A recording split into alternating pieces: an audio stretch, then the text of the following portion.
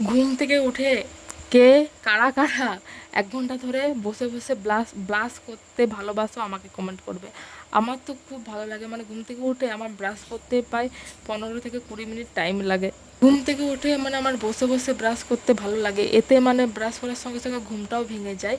আর আমি ঘুম থেকে উঠে না তাড়াহুড়ো করতে পারি না, মানে ঘুম থেকে উঠে মানে আমার শরীরটা যেন কেমন লাগে, একটু ঝিমিয়ে ঝিমিয়ে কাজ করি, একটু বসে থাকতে মন যায়, মানে কেমন লাগে। এরকমটা কি শুধু আমার সাথেই হয় না তোমাদের সাথে হয়? প্লিজ একটু কমেন্ট করে বলো। আমার একদম ভালো লাগে না, মানে ঘুম থেকে উঠে মানে আমি কিছুক্ষণ বসে থাকবো, একটু বাইরের দিকে তাকিয়ে থাকবো, মানে এটা আমার খুব ভালো লাগে। মানে ঘুম থেকে উঠে এটা করো সেটা করো, এটা পড়ে আছে সেটা, মানে তখন আমার মাথায় কেমন একটা চাপ ঢুকে যায়। আর সংসার মানে চাপ। তো যাই হোক, hey everyone, welcome back to my channel পূজাদের চ্যানেলে তোমাদেরকে অনেক অনেক স্বাগত ও ভালোবাসা জানিয়ে আজকের ভিডিওটা আরম্ভ করছি।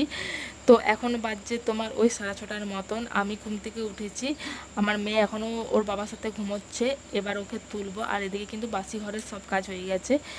তো এবার চা খাবো, আর তার আগে মেয়েকে তুলবো, তাকে ব্রাশ করাবো আর কি, তার যা যা কাজ আছে তো সেগুলো করবো, তারপরেই আমি চা খাবো আর কি।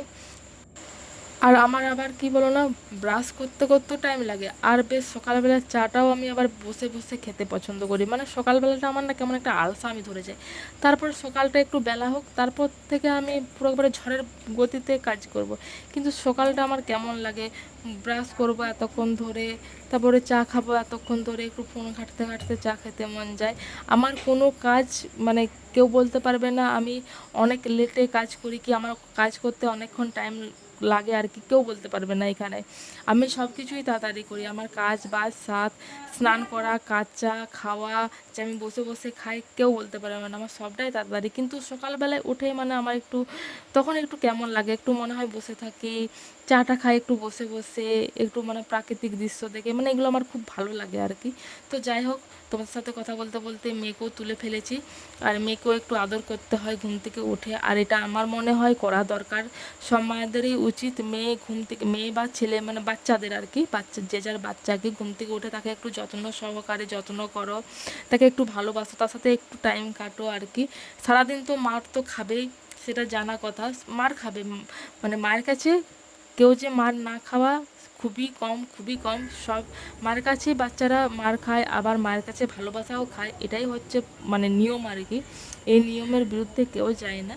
তো সকালবেলাটা আমি চেষ্টা করি মেয়ের সাথে একটু ফ্রি মাইন্ডে থাকা, একটু লাগনি করা, একটু আদর করা, একটু ভালোবাসা, যাতে মানে সারাদিনটা ওর একটু ভালো যায়। এবারে যদি আমি ওকে ঘুম থেকে তুলি, যদি এরকমভাবে তুলি, এই উঠ, তাকে মারি, তাকে জোর করে তুলি, একটু ভালো যদি না বাসি, কেমন একটা লাগবে।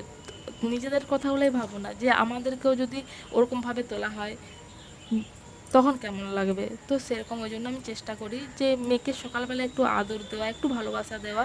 তারপর তো আমার মেয়ের তো লাগাতার মার তো আছেই, সেটার থেকে ওকে কেউ বাঁচাতে পারে না, এত পরিমাণে মার খায়, তো সেরকম দুষ্টুমি করে। তো যাই হোক, এখানে আমার কাঁচা হয়ে গেছে, আমি এখনও স্নান করিনি, তার আগে কেচে নিয়েছি। আর তোমার স্নান করিনি, আজকে একটু লেট হয়ে গেছে, আমার শাশুড়ি মা ঢুকে গেছে আর কি। এ, আমার একটু লেট হয়ে গেছিলো, আমি বললাম যে তাহলে তুমি আগে ঢুকে যাও, নাহলে দুজনে দেরি করলে কাজের দেরি হয়ে যাবে। তো জন্য বললাম যে আমার একটু কাজ আছে, তুমি ঢুকে যাও। তারপরে সেই কাজ বলতে কি, বাসি ঘরটা মানে ঝাড়ু দেওয়া।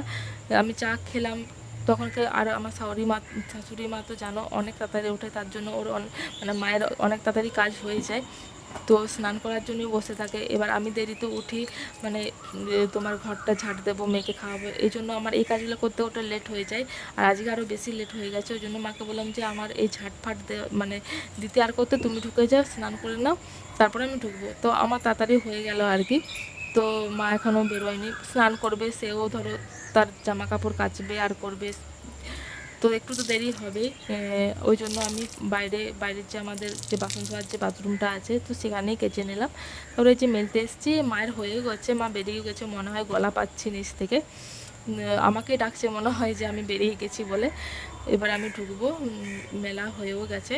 আর তোমার হচ্ছে আমাদের ছাদে প্রচুর নয়নতারা যে গাছগুলো, প্রচুর চারা বেরিয়েছে, আর এত ফুল ফুটছে না, মানে মা নেশাতে যায় ফুল তুলতে হাঁটতে, মানে ওটা মানে একটা নেশা হয়ে গেছে।